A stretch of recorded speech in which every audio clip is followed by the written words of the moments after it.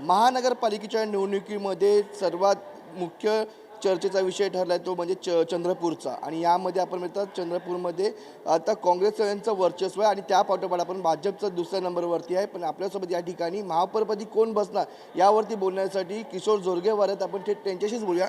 कोण बसणार महापौरपदी? भारतीय जनता पार्टीचाच नगरसेवक जो या 66 मधून निवडून आलेला आहे तो या ठिकाणी महापौरपदी बसेल.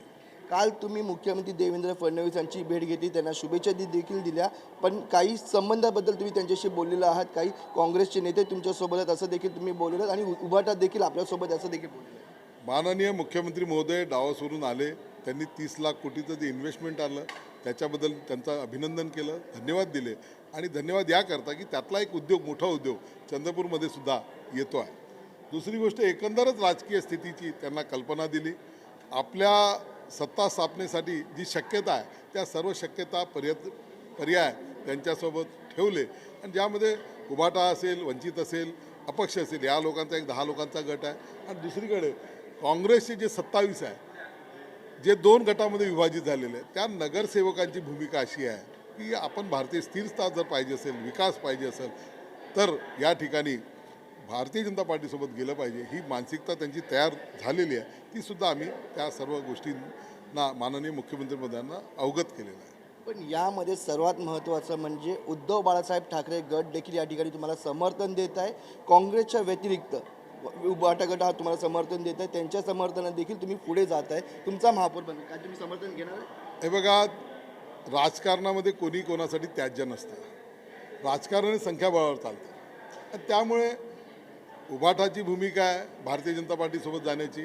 आम्ही आणि वंचितचे माननीय बाळासाहेब आंबेडकर यांचीसुद्धा भूमिका त्यांच्या कार्यकर्त्यांनी त्यांच्याकडून घेतलेली आहे. स्थानिक निवडणूक आहे, त्यामध्ये आम्ही ही स्थिती आमच्या माननीय नेते देवेंद्रजींना सांगितली. त्यांनीसुद्धा सांगितलं की गो हेड, आपल्याला काही अडचण नाही आहे उभाटासोबत युती करायला. तर ती आम्ही भूमिका सांगितलेली आणि त्याला अनुसरून आज आम्ही पुन्हा एकदा बसतो आहे.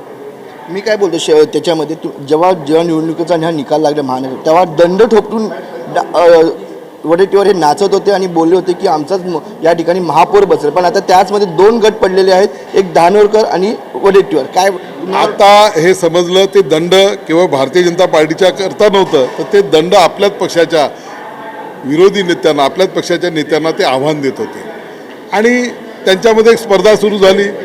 आपला महापौर बसवायचा, त्यांना काँग्रेसचा बसवायचा नाही, त्यांना त्यांच्या गटाचा बसवायचा आणि त्यातून हे सगळं आज 11-12 दिवस झाले. पण काँग्रेस काही त्या ठिकाणी सत्ता स्थापन करू शकत नाही आहे.